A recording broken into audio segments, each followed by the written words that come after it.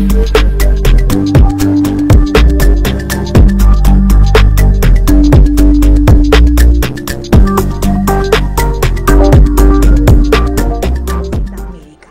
bueno, justamente vamos a hablar con un médico, pero no sobre este tema, sino sobre las labores que ha hecho en la primera línea de lucha contra el COVID.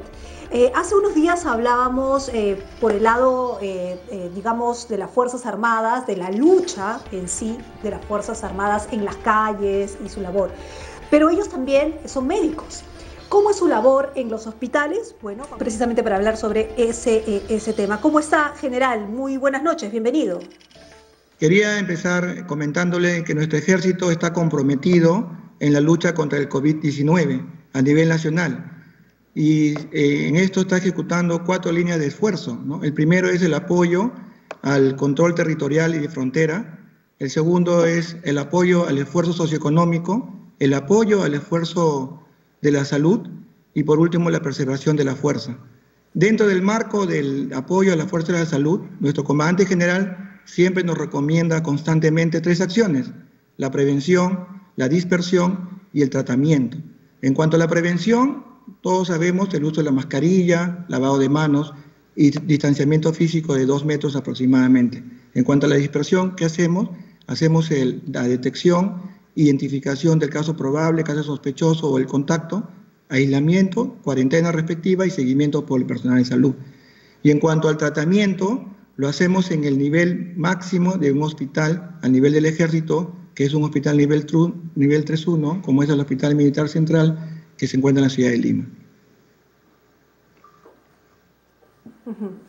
Muy bien, general, solamente para saber cómo es que se han organizado para afrontar los casos de COVID. Es decir, ¿quiénes entran al Hospital Militar Central?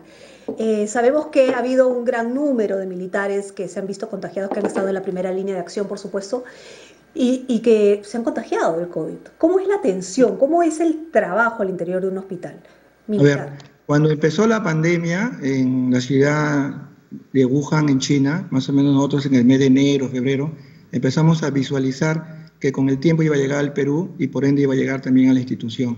Entonces nos trazamos el día antes inclusive de que empiece la epidemia en el Perú, dijimos, ¿cómo vamos a hacer para que nuestro hospital pueda atender de manera satisfactoria y con calidad a nuestros camaradas, y tanto titulares como retiro y familiares de derecho ambiente?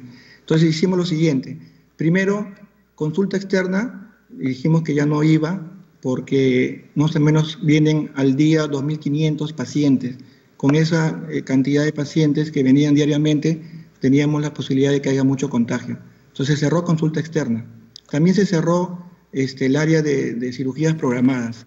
¿Y qué hicimos? Hicimos, para tener más camas hospitalarias, a todos los pacientes que estaban hospitalizados en condiciones de alta y seguir tratamiento en su domicilio, le dimos de alta. Con eso bajamos la cantidad de hospitalizados de 350 a 150. Entonces, en un hospital con 600 camas, pudimos tener 400 camas desocupadas en previsión a esto. Inicialmente tuvimos 2 camas de cuidados intensivos nada más, que íbamos a dirigirlo al COVID, pero viendo que la incidencia era mayor, abrimos una unidad de cuidados intensivos de 8 camas, con tanto infraestructura, equipamiento como recursos humanos para atender pacientes COVID.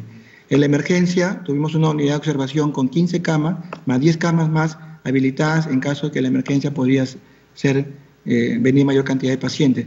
Y abrimos una unidad de hospitalización exclusivamente para COVID, inicialmente con 25 camas, posteriormente tuvimos 75 camas con oxígeno empotrado y en previsión estamos tratando de ampliarlo a 150 camas con oxígeno empotrado. En conclusión, ¿qué hicimos? Hicimos prácticamente 2 hospitales, uno para pacientes con COVID, con una emergencia, con su infraestructura, equipamiento y recursos humanos, dedicado exclusivamente a atención con pacientes COVID, más o menos emergencistas entrenados y médicos internistas entrenados para atender pacientes con COVID con insuficiencia respiratoria. Una unidad de cuidados intensivos con médicos intensivistas exclusivos para COVID. Y luego también hicimos otra emergencia con nuestros pediatras, nuestros ginecólogos, nuestros traumatólogos, nuestros cirujanos, nuestros anestesiólogos, nuestros médicos internistas para atender pacientes que no eran COVID. asegurando la atención de pacientes no COVID, y otra unidad de cuidados intensivos también con intensivistas para atender pacientes no COVID. En total hemos tenido, desde que empezó la epidemia en el Perú, en el Hospital Militar Central, 5.000 casos. De los 5.000 casos, 4.000 han sido descartados, tanto con prueba rápida como con prueba molecular, y 1.000 casos han sido positivos, tanto a prueba molecular como con prueba rápida. De estos 1.000 casos, 600 han sido llevados por nuestros médicos en domicilio, haciendo seguimiento en domicilio, y que han ido muy bien, dándoles de alta de esos 600 a 450. Actualmente tenemos 100 titulares que están siendo llevados en domicilio y 400 pacientes se han internado en el Hospital Militar Central. Ahora, la emergencia, el estado de emergencia por el COVID, se unificaron los sistemas de salud, ¿no? Tanto salud, el Ministerio de Salud, los hospitales de la red asistencial, digamos, del Estado. ¿También sucedió lo mismo con los hospitales militares? ¿O se guardó la distancia de todas maneras? No, siempre nosotros tenemos bastante comunicación con los hospitales de las otras instituciones armadas, como es la Fuerza Aérea, la Marina y la Policía Nacional del Perú. Tenemos comunicaciones porque nos conocemos, para empezar, nosotros, los directores y los médicos que trabajan en esas instituciones. Hemos tenido inclusive videoconferencias con los otros hospitales para intercambiar experiencias y opiniones en cuanto al manejo, ¿no?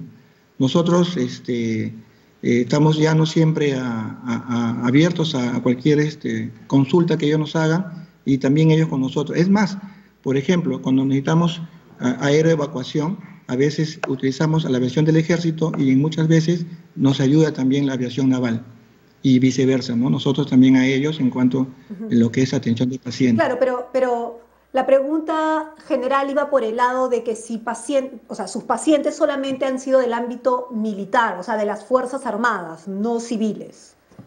No, también en algunos casos hemos hecho acción cívica, ¿no? Hemos atendido no solamente pacientes militares, sino también hemos atendido pacientes civiles.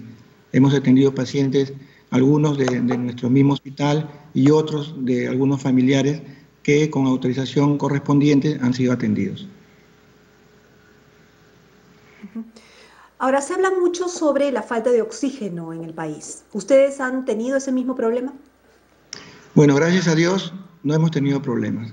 En un inicio estábamos usando balones de oxígeno, unos 25 aproximadamente para 25 camas, pero posteriormente ahora ya tenemos 75 camas habilitadas en una unidad de hospitalización con oxígeno empotrado.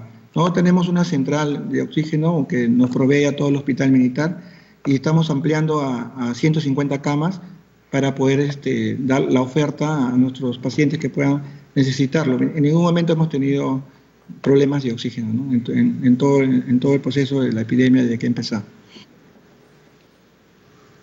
¿Qué se ha aprendido del COVID-19 desde el inicio de la pandemia? ¿Cómo tratar la enfermedad con protocolos, con cómo atender al paciente, hasta nuestros días, luego de 94 días de estado de emergencia? Bueno, desde un inicio nosotros hemos enfocado la atención de esta enfermedad como un problema de distrés respiratorio del adulto. O sea, a ver, los pulmones tienen un conducto que es por donde pasa el aire, que es la tráquea y los bronquios, y tienen una estructura que se llama alvéolos, que es donde se intercambian los gases, pasa el oxígeno y sale el CO2. Y en el intermedio entre los alvéolos hay un espacio que se llama intersticio, donde pasan los capilares, donde va a recibir el oxígeno y sale el CO2. ¿Qué ocurre cuando viene la infección por el COVID? Cuando viene la infección por el COVID, se forma una inflamación a nivel de todos esos vasos que están en el intersticio, aumentando la permeabilidad de los vasos sanguíneos y hace que el plasma que está dentro de la sangre se escape y empiece a invadir el intersticio. Eso se llama edema intersticial. No solamente sale plasma, sale glóbulos rojos, salen glóbulos blancos, salen proteínas, etc. Entonces, el intersticio que está entre los alvéolos se va edematizando. Y si eso continúa, ya no solamente se edematiza el intersticio, sino también toda esta secreción que está dentro de los vasos sanguíneos se pasan a los sacos alveolares, ocupando el espacio que debe entrar el oxígeno. Como ocupa ese espacio, ya no entra oxígeno y la sangre solamente circula sin transmisión de oxígeno. Entonces, ¿qué hacemos nosotros? ¿Qué hemos hecho? Viendo esta base, porque esa es la fisiopatología de la enfermedad que produce el COVID a nivel pulmonar, nosotros hemos dividido la hospitalización y el tratamiento en base a esta fisiopatología. Entonces, ¿qué nosotros analizamos? Analizamos un gas arterial, que es lo que se pide al paciente para ver su oxígeno en su sangre, de acuerdo al oxígeno que nosotros le administramos, y una radiografía de tórax. En base a eso, nosotros vemos lo siguiente. Hay 4 estadios, por así decirlo, en base a eso. Un valor que es 400 hacia arriba, que es normal, y normalmente la radiografía de tórax es normal. Con estos pacientes, le pedíamos su GAGA y su radiografía de tórax, salía su valor mayor de 400, este paciente puede tener síntomas respiratorios, pero no pulmonares. Ese paciente va al domicilio y le hace seguimiento a un grupo de médicos del Hospital Militar Central. A su casa. Con tratamiento sintomático a su casa. Si el valor viene entre 300 y 400, ese paciente puede estar iniciando un edema intersticial. ¿A dónde lo enviamos? Al piso, a la unidad de hospitalización, donde tenemos un médico infectólogo, tenemos un médico internista, 3 médicos residentes y 20 enfermeras. En ese piso de unidad de hospitalización son seguidos estos pacientes con oxigenoterapia, empotrados. Todas las camas tienen oxigenoterapia empotrada. Pero si el valor del AGA venía en menos de entre 200 y 300, son pacientes que ya están haciendo edema agudo de pulmón, no solamente intersticial, sino alveolar, dentro del saco. Entonces, el único tratamiento que hay para vencer ese edema es el uso del ventilador mecánico. Pero en la unidad de observación de emergencia usamos este ventilador mecánico con una máscara que se llama ventilación no invasiva y usamos presión positiva al final de la expiración para que ese edema regrese al intersticio y regrese a los vasos. Hemos tenido muchos pacientes con ventilación no invasiva y fruto de eso hemos dado de alta cerca de 200 pacientes, de los 400 que han estado hospitalizados. Y posteriormente, si este AGA viene con un valor menor de 200, sí tiene que ser intubado el paciente, tiene que ser dormido, sedado, analgesiado, relajado, puesto a un ventilador mecánico en la unidad de cuidados intensivos, donde la mortalidad, a pesar de todo el esfuerzo, entonces. Sí. Eso es lo que hemos hecho nosotros en el Hospital Militar Central. Hemos dividido la hospitalización de tratamiento en base a esos datos que le he dado, ¿no? Ok, general, entonces, rapidito antes que se nos acabe el tiempo. En cada caso, ¿qué tratamiento se ha utilizado? Porque en estos momentos ya creo que la gente está demasiado confundida en que primero era paracetamol, luego era la ivermectina, había otra sustancia más y ahora es la dexametasona. Entonces, ¿cómo han ustedes hecho el tratamiento para cada nivel de contagio del COVID? Claro. Por ejemplo, si el paciente va al domicilio, el tratamiento es sintomático. Sintomático quiere decir, si tiene dolor, un analgésico, si tiene fiebre, un antipirético, si tiene una infección local en la faringe, ¿no?, en la tráquea, un antibiótico. Se puede dar ivermectina, no hay problema, y eso es todo, bastante líquido, etc. Si el paciente va a la unidad de hospitalización, cuando el edema es intersticial y no es muy severo, se tiene que añadir a lo que le he mencionado, se tiene que añadir oxigenoterapia. Pero si el paciente ya está con un caso moderado, con ventilación no invasiva, ahí se puede utilizar la dexametasona, que es un antiinflamatorio potente, corticoide, que evita que porque no va a atacar al virus, sino ataca a la inflamación. Lo que tenemos que hacer es que ese vaso que está aumentado su permeabilidad, donde deja escapar el plasma y todo lo que le he mencionado, se desinflame para que no pueda continuar produciendo más edema agudo de pulmón. Entonces, ahí está indicado, eso lo han estudiado en Inglaterra y les ha dado hasta la fecha resultados donde ha bajado la mortalidad, ¿no? Sí. Doctor, nos tenemos que ir, pero rapidito. ¿Cuáles han sido las consecuencias que ha dejado el COVID a la gente que ya ha sido dada de alta, que ya ha pasado la experiencia, que ha superado el COVID? El otro día hablábamos con el paciente número 1 de Rebagliati, que era el padre Núñez, y decía que él todavía, a pesar de haber salido ya de alta, todavía tenía que curar algunas heridas que le había dejado la enfermedad. ¿Qué tipo de rezagos puede dejar el COVID en el organismo? Bueno, el principal rezago que puede dejar en el pulmón es que ocurra una fibrosis pulmonar, que es como una inflamación crónica, ¿no? Pero gracias a Dios que el porcentaje de pacientes con distrés que terminan con fibrosis es muy bajo, ¿no? Por ejemplo, de 100 pacientes, quizás puede ser 1 o 2, o 3 a lo mucho. El resto recupera completamente el pulmón, su tejido. Nosotros tuvimos un paciente, un suboficial, que vino de Iquitos no solamente con COVID, sino también con dengue. Fue a cuidados intensivos, 30 años, y gracias a Dios, al tratamiento que le dimos, ventilación mecánica, sedación, analgesia, relajación, antibiótico terapia, corticoide, todo lo que ustedes puedan haber escuchado, el paciente se recuperó íntegramente y actualmente está en su casa, ¿no? Entonces, el tratamiento que se da a los pacientes y la recuperación en muchos de ellos es completa. Lo que sí, la experiencia quizás psicológica, ¿no? de entrar a una unidad de cuidados intensivos y estar al borde de la muerte, a muchos pacientes quizás les puede